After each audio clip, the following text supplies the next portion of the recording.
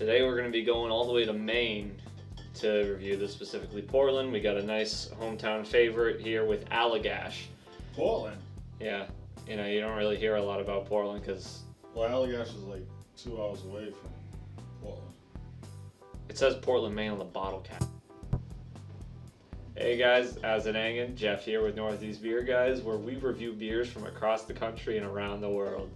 Making my on-screen debut, so we'll get right into the review after these short messages. Alright guys, we're back and we're ready to head to Portland, Maine for this review. We're going to be talking about Allagash, a hometown favorite up there. You know, there's not a lot of history. The name comes from the Allagash River, which is Allagash being an Abenaki word, which means bark stream. So in 1995, Rob Todd started in the corner of a warehouse in an industrial park, and he welded this really interesting 15-barrel brewing system that drained into the floor. You know, I don't really know a lot about how that functioned, but his goal was only to create one style of beer. There's only one beer that he was interested in, and that's the Belgian style wheat beer, which you know, the fruition of that effort is the Allagash White, which we see around a lot today. You know, it's in 1996, you know, a popular opinion in and around Portland, you know, they didn't really get it. They weren't really sure. You know, some people liked it, some people didn't. But, you know, despite all that, in 1998, Allagash White actually won its first gold medal in the World Beer Cup. So there's a bunch more things that have come down through the years since then. Allagash has actually been making a lot of big strides in sustainability. In 2015, their brewing company completely installed solar panels, you know, and tried to move away from, you know, more natural oil dependent electricity. They started a green company? Relatively. I wouldn't say they're all the way there yet, but you know, they're definitely making big strides in that regard. To becoming a green company? Yeah, and you know, they most of their grains and stuff and the ingredients in their beers, they come from, you know, locally sourced growers and such. So enough of that. We're going to talk about the beer that we have specifically in front of us, which is the Allagash Hoppy Table Beer. It comes in at a 4.8% ABV. It's described as a dry hopped Belgian style ale, which doesn't really surprise me with, you know, Rob Todd's fascination with Belgian style ales.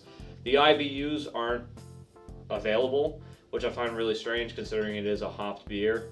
And you know, we'll get into that in a future video about, you know, the IBUs and the impacts that different ingredients have on that. But it comes in at a 3.6 out of 5 on the social media site Untapped, which me and Ken use a lot for, you know, deciding what beers we're going to use and connecting with people and, you know, forming discussions based on our beer taste. So give us a second to set up the bar top and we'll get ready for the pour. Alright, we're back. I get the glass up, we got our trusty little bottle opener. Let's get this sucker open and poured. Oof. A little bit of steam coming out of there. Right off the bat, I can smell the hops. Very hoppy smell. It's not even completely in the glass. It's got a weird sort of lemon juice color. Doesn't really Looks like a bit hazy, but we'll have to see. Oh, nice. Yeah, I think that answers your question as far as the haze. You know, it's carbonating wonderfully, got a cute little head on it. Nothing wrong with that. Very hazy.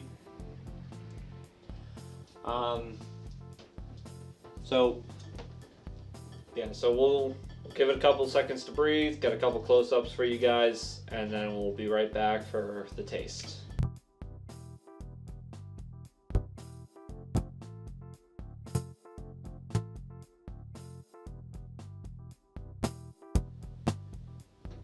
Alright guys, we got it poured. It's looking beautiful. And very nice yellow colors. Very, very hazy. Still carbonating. The head's gone away a little bit, but that doesn't make it a bad beer. Give it a quick smell and a taste, and I'll let you guys know what I think. very, very hoppy. Right off the bat, that's the first thing I smell. I'm smelling a little bit of citrus too, but that doesn't matter. Let's just get right down to brass tacks.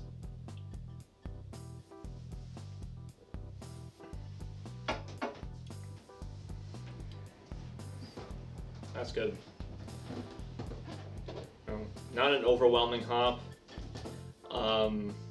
Despite, you know, the smell is kind of fooling me, you know, because the hop smell is very strong, but you know, when you taste it, it's not overwhelming at all like I was originally expecting. I taste a slight hop at the tail end of it. The pleasurable taste. Yeah, but see, I'm getting the hop like initially, but it's not strong. You know, it sort of lets, you know, the other flavors through. Like I'm tasting a sense of maltiness. It definitely does taste like, you know, a wheat ale. That doesn't surprise me at all. But you know, it's. The aftertaste is clean. Oh yeah, no, it's really smooth. Really smooth beer. Goes down nice and easy. It's very clean, crisp taste. Nothing lingers in your mouth too much for it to get stale and whatever. This is a beer that I definitely buy again. I can tell you that much right now. No, it's okay. A $9.99 a 4-pack. I think so. Approximately, like. Yeah, I say it's worth the $9.99 for a 4-pack. You know, it's very sort of artisan beer. I guess there's a lot of craft that goes into this. You know, you can sort of taste it. It goes for a lot of the other Allagashes. You know, I've had a bunch of them in the past, and you know, they're all very good, and they're all sort of set to a standard of excellence. And you know, I think this is just another one of them. As far as the rating goes, you know, I think I'm going to give this one 4 out of 5. You know, it's a very good quality beer. Maybe not something to drink all the time, you know, it's a kind of like more of a treat beer, but, you know, it is very, very good. This is something that everybody should have on hand. I mean, if your boss is coming over for dinner and you really need to get that promotion, then probably, yeah, I'd say have this on hand. You know, it's a very good beer. Outside of that, you know, I think it's definitely something you guys should go out and try at least once. You know, you don't necessarily have to have it on hand, but it is a beer definitely worth trying and experiencing. And, you know, who knows, you might end up buying it, you know, regularly. Well, us at Northeast Beer guys have it on hand regularly? Possibly, if we can find it. You know, I've only found it once in the local beer store to us, so you know, if we can find it again, of course we're going to have it on hand, but, you know, that's really dependent on stock. So, yeah, I get, again, 4 out of 5, it's a really, really good beer. I thoroughly enjoy drinking it. Alright guys, so we're going to end the video there. Keep it short and sweet for you. If you liked the video, hit it with a thumbs up. If you dislike the video, hit it with a thumbs down. You know, just let us know what you think. If you have any suggestions for future beers you want us to try, or you just want to say hi, what's up, put it in the comment section below. You know, if you just want to talk to us, please, we're lonely. And you need a hug? No. Right, make sure to hit the subscribe button, that notification bell. You know, if you really like us and you really want to continue seeing other videos pop up in your feed. And remember to drink responsibly. And as always, from us here at Northeast Beer Guys, cheers.